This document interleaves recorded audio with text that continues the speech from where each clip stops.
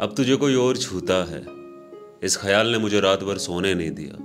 मैं बन जाता तेरे लिए मजनू, लेकिन घर की जिम्मेदारियों ने रोक लिया।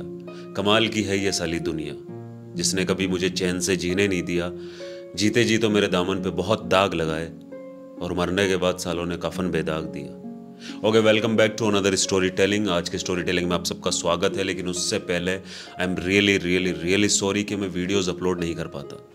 आज मैं डिटेलिंग में बता देना चाहता हूँ कि यार मेरी ज़िंदगी में ऐसी बहुत सारी चीज़ें चलती रहती है जो मैं सोशल मीडिया पे शेयर नहीं कर पाता।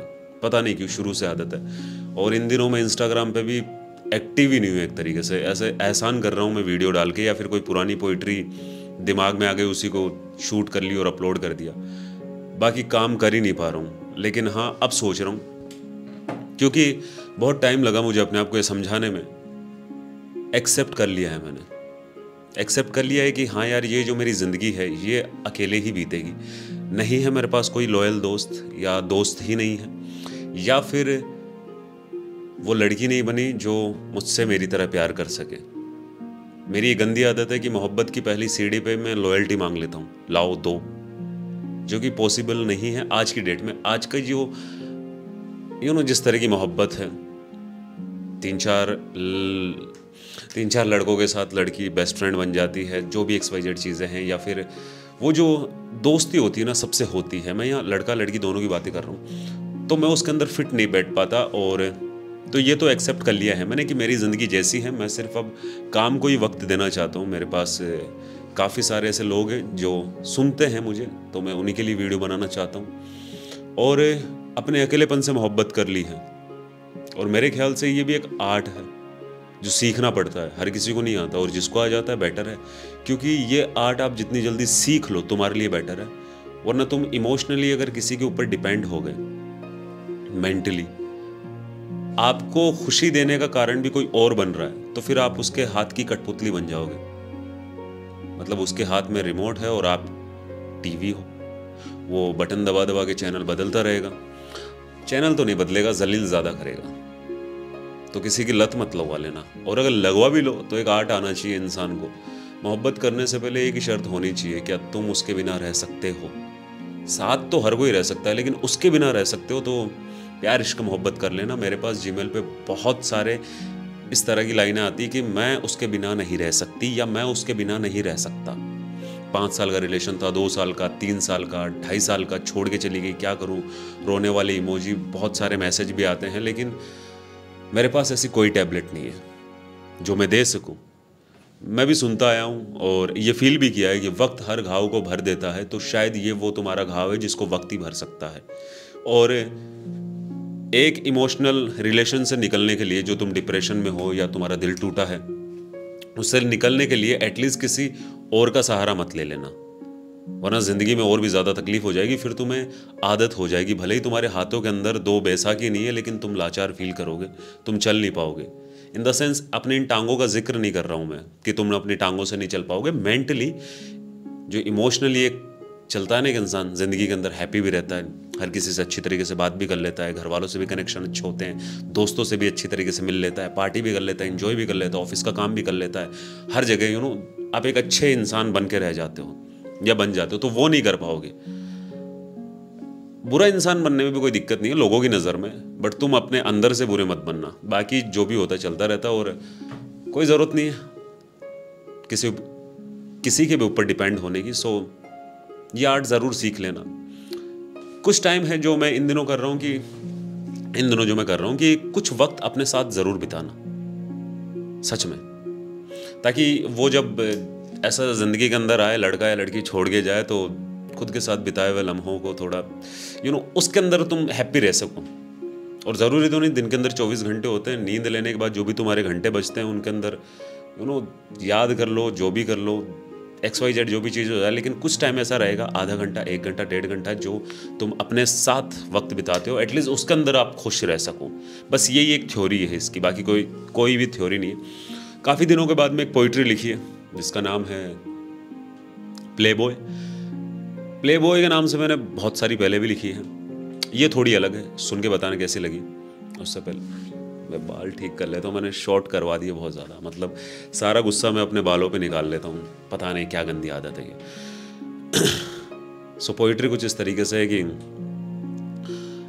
आज तुम मुझे धोखा देकर बहुत ज़्यादा खुश हो, लेकिन जब ज़माने में अपने जैसे लोगों से मिलते मिलते थक जाओगी, मोहब्बत को तरस जाओगी, जब बदन की झुर्रियाँ और नए आशिकों की कमी तुम्हें सताने लगेगी, तो मेरे पास ज़रूर आना। एक बार ज़रूर मिलना मुझसे। मैं मिलना चाहता हूँ तुमसे, और मैं आऊँगा तुमसे मिलने तुम्हारे बुलाने पे, ब्लैक कलर की शर्ट पहन के। पता है क्यों? ताकि तुम मेरे कंधे पे सर रख के रोना भी चाहो तो ये सोच के रो लो कि ब्लैक कलर की शर्ट है, आंसुओं के दाग दिखेंगे नहीं, और मैं तुम्हारी आंखों से गिरते हुए आंसुओं के उन गीलेपन के एहसास से पता लगा लूंगा कि तुम्हें किस किस ने कहाँ कहाँ कौन कौन से धोखे दिए हैं। तुम्हारे धोखों को भूल जाऊंगा। याद रखूंगा मैं कि तुम जिससे प्यार सच में करती थी वो तुम्हें धोखा दे गया। तुम्हें जिसकी फिक्र थी वो बेफिक्र होकर तुम्हें छोड़ के चला गया। जिसके साथ तुम जिंदगी गुजारना चाहती थी वो पल दो पल का मेहमान बनकर तुम्हारे साथ टाइम पास कर गया। यहाँ कुछ और बोलने वाला था मैं, बट इतना भी ज्यादा ओपन नहीं कर रहा हूं मैं। तुम मेरे होठों को चूमने की ख्वाहिश लेकर आना, मैं अपनी बातों के अंदर जहर घोल कर लेकर आऊंगा। कि तुम मेरे होठों को चूमने की ख्वाहिश लेकर आना, तुम मेरे होठों को चूमने की ख्वाहिश लेकर आना, मैं अपनी बातों के अंदर जहर घोल कर आऊंगा। तुम अपने नए आशिकों का जिक्र मेरे सामने मत करना, मैं हर उस लड़की की कहानी तुम्हें बताऊंगा जिसके साथ बिस्तर में नंगे बदन होकर मैंने तुम्हारा जिक्र किया है। बताऊंगा मैं तुम्हें कि तुम्हारे जाने के बाद मैंने सिर्फ लड़कियों के होठों को चूमा है, माथे की पेशानियों को नहीं। बताऊंगा मैं तुम्हें कि होटल की उस खिड़की में जाके सिगरेट पीते हुए मदहोश पड़ी उस लड़की को और तुम्हारे दिए हुए धोखे को मैंने एक साथ अपने जहन के किसी कोने में याद किया है। बताऊंगा कि मैं तुम्हारे जाने के बाद किसी भी लड़की के सर से लेके पैर तक के नाखूनों का दायरा अपने होठों से तय नहीं किया। बताऊंगा हर उस ऑर्गेज़म की कहानी जिसमें मेरी ज़बान कभी भी शामिल ना थी। बताऊंगा कि मैं जब उनकी गर्दन पे अपने होठों से प्यार का इजहार किया करता था तो उनकी भी कमर बिस्तर से वैसे ही ऊपर हो जाया करती थी जैसे तुम्हारी हुआ करती थी। बताऊंगा कि उनकी हथेलियां भी उस चादर को वैसे ही सलवटों में भर दिया करती थी अपनी मुट्ठियों से जैसे तुम्हारी हथेलियां भर दिया करती थी, और उन्हीं बिस्तर की सलवटों के अंदर मैं तुम्हारी खुशबू ढूंढा करता था। बताऊंगा मैं तुम्हें कि जब एक लड़की सच में इश्क करती है, बताऊंगा मैं तुम्हें जब एक लड़की सच में इश्क करती है और लड़का दिल बहलाता है तो लड़की रोते हुए कितनी मासूम लगती है। बताऊंगा तुम्हारे जाने के बाद सिर्फ शराब और शबाब की गंदी आदत लगी मुझे, लेकिन ना शराब नशा दे पाई, ना शबाब में वो खुमार था जब तुम्हें पहली बार देखा था बिना लिबास के। वो नशा और वो खुमार बहुत अलग था। बताऊंगा कि तेरे जाने के बाद तेरी जगह कोई भी लड़की ले सकती थी, कोई भी, जिस तरह की तू थी कोई भी ले सकती थी, लेकिन मैंने किसी को ना दी। मुझे खुश देखकर तुम्हें बहुत जलन होगी, मैं इस कदर अपने दुखों को दफना कर आऊंगा। तुम पूछना मुझसे तुम्हारे जाने के बाद मैंने कैसा खुश रहना सीख लिया, तुम्हारे जाने के बाद मैंने कैसे खुश रहना सीख लिया। मैं शराब में डूबे उस लड़के की कहानी तुम्हें बताऊंगा जो कभी मैं ही हुआ करता था। मैं सब बताऊंगा तुम्हारे जाने के बाद मैंने कितनी मासूम लड़कियों के दिल तोड़े।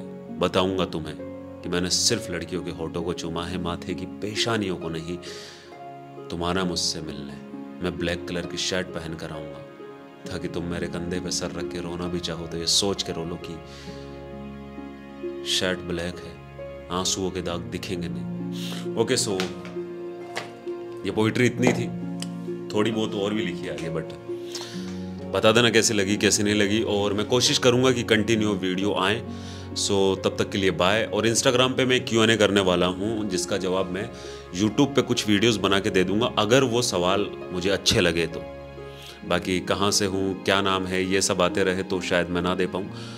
ख्याल रखो अपना और अपनी फैमिली का, बिकॉज कोई और रखने नहीं आएगा। और जाने से पहले एक और बात बता देना चाहता हूँ कि मेरा एक सेकंड चैनल है द नमोर पोइट्री के नाम से, यूट्यूब पे डिस्क्रिप्शन में लिंक दे दूंगा या फिर कमेंट सेक्शन में पिन कर दूंगा। एक बार जाके ज़रूर विजिट कर लेना, उस पर कुछ आने वाला है बहुत अच्छा, बहुत यूनिक, मतलब खुश हो जाओगे आप, वैसा है। ओके, चलता हूँ, बाय। ख्याल रखो अपना और अपनी फैमिली का, बिकॉज कोई और रखने नहीं आएगा। इनफैक्ट मैं भी नहीं आऊँगा, मैं अच्छी अच्छी बातें कर लेता हूँ लेकिन नहीं आऊँगा। चलता हूँ, बाय, फिनिश।